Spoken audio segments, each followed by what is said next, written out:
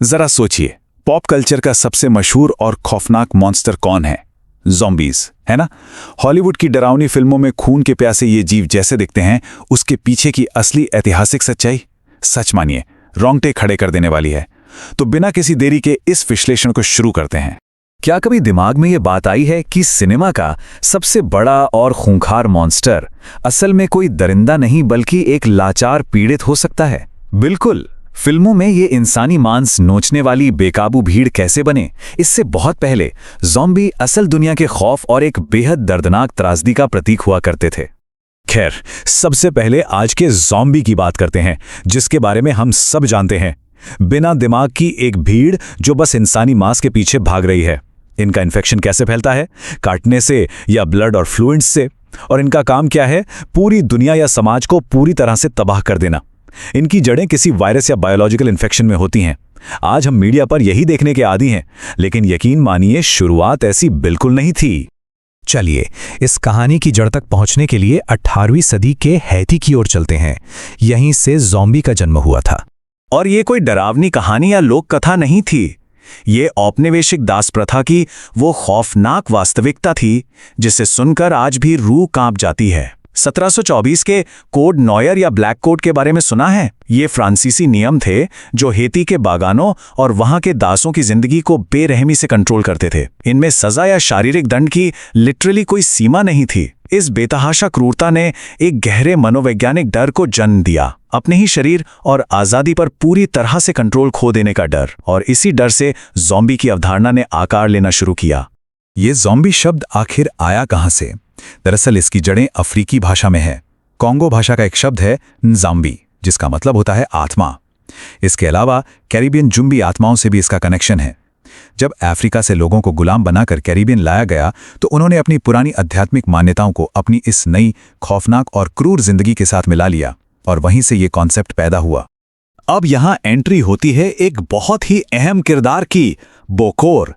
Haiti की लोक कथाओं में बोकोर एक बेहद ताकतवर और खौफनाक जादूगर होता था। सबसे हैरानी की बात तो यह है कि उस समय लोगों को किसी ज़ॉम्बी से डर नहीं लगता था। असली खौफ तो इस बोकोर का था।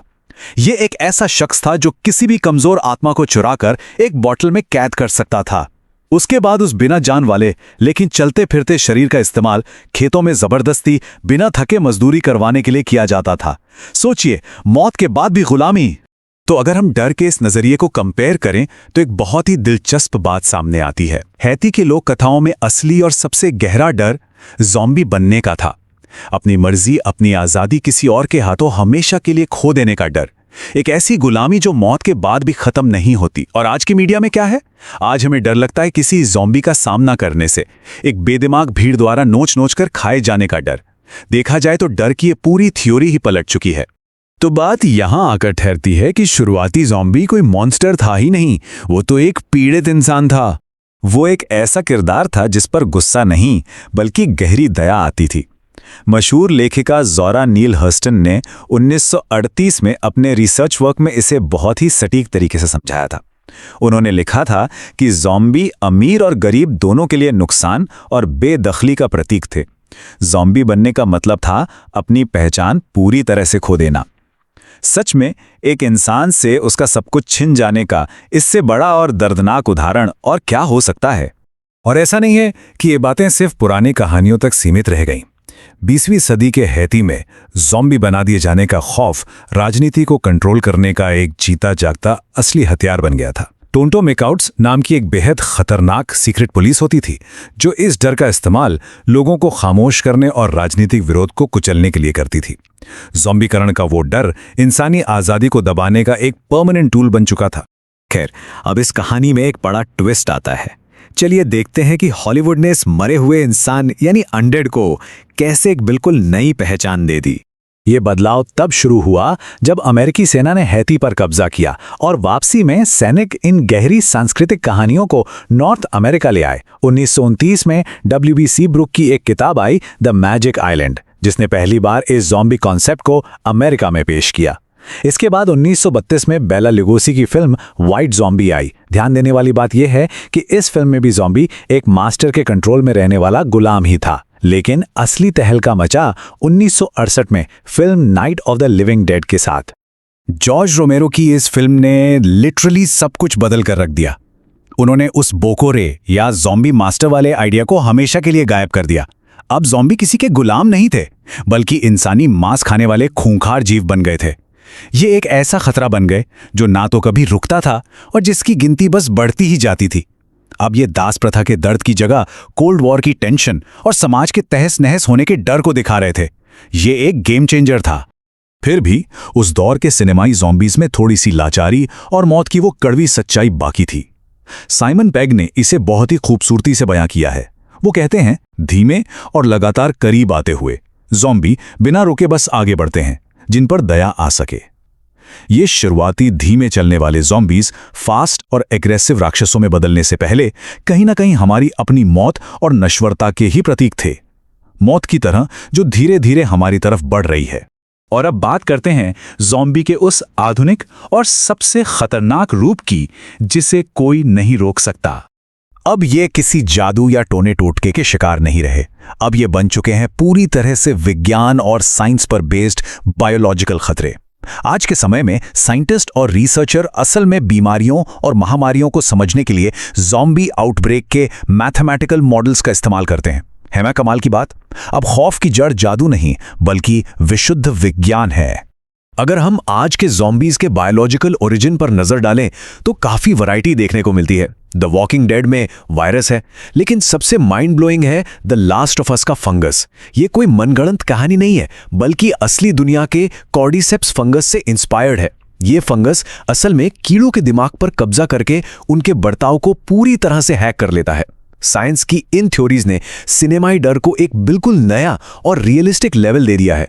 इस पूरी जर्नी में आखिरी कील ठोंकी साल 2002 में आई फिल्म 28 डेज लेटर ने। इस फिल्म में दुनिया को फास्ट या तेज दौड़ने वाले इन्फेक्टेड ज़ॉम्बी से इंट्रोड्यूस करवाया। इस एक बदलाव ने उस धीमे चलने वाले लाचार और पीड़ित इंसान की जो थोड़ी बहुत छवि बची थी, उसे भी जड़ से मिटा दिया। अब ज़ॉम्बीज़ पूरी तरह से एक आक्रामक, खून के प्यासे और प्योर एक्शन हॉरर मॉन्स्टर बन चुके थे। चलिए, जब साइंस की बात हो ही रही है तो क्यों ना इसे न्यूरोसाइंस यानी दिमागी विज्ञान के नजरिए से भी डिकोड किया जाए। आखिर इनका वो धीमा और लड़खड़ाता हुआ चलना कहां से आता है? रिसर्च बताती है कि अगर दिमाग के सब्सटेंशिया निग्रा नाम के हिस्से में डैमेज हो जाए तो डोपामाइन का प्रोडक्शन कम हो जाता है। इससे इंसान की मूवमेंट बहुत स्लो, सख्त और अनकंट्रोल्ड हो जाती है, बिल्कुल वैसा ही जैसा हम फिल्मों में देखते हैं। और उनकी वो अंधाधुंध आक्रामकता और कभी न मिटने वाली भूख, इसका जवाब भी दिमाग में ही छुपा है, हाइपोथैलेमस। अगर वेंट्रोमीडियल हाइपोथैलेमस में कोई खराबी आ जाए तो बिना किसी वजह के बहुत ज़्यादा गुस्सा और हमला करने की प्रवृत्ति पैदा हो सकती है। और लेटरल हाइपोथैलेमस में डैमेज होने से हाइपरफेजिया हो सकता है, यानी एक ऐसी कंडीशन जहां पेट भरा होने का एहसास ही खत्म हो जाता है, इंसान बस खाता ही रहता है। थ्योरेटिकली दिमाग की ये बीमारियां उनके उस खौफनाक बर्ताव को बिल्कुल सटीक तरीके से समझाती हैं। इस वैज्ञानिक पहलू पर बात करते हुए हम 1980 के दशक के वेड डेविस के उस मशहूर और थोड़े विवादास्पद रिसर्च को इग्नोर नहीं कर सकते। उन्होंने असली हेशियन ज़ॉम्बी प्रोसेस को फार्माकोलॉजी यानी दवाइयों और जहर के जरिए समझाने की कोशिश की थी। उनकी थ्योरी के मुताबिक पफर फिश का जहर एक इंसान को मौत जैसे कोमा में भेज देता है, फिर उसे दफनाया जाता है और बाद में दोबारा जगाया जाता है। इसके बाद धतूरा जैसे खतरनाक ड्रग्स और समाज के अंधविश्वास की वजह से वो इंसान साइकोलॉजिकली खुद को एक असली ज़ॉम्बी मान बैठता है।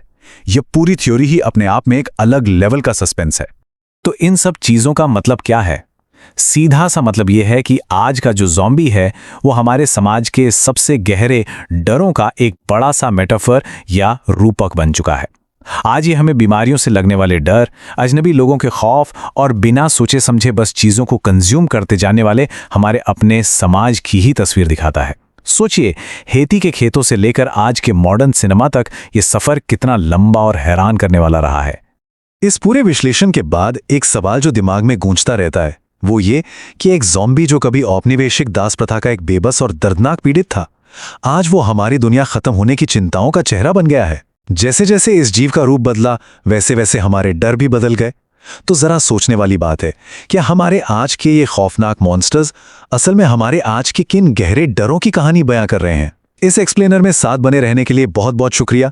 बस ऐसे ही नई चीजें एक्सप्लोर करते रहिए और हाँ, आसपास की दुनिया को जरा एक नए नजरिए से देखना कभी मत छोड़िए।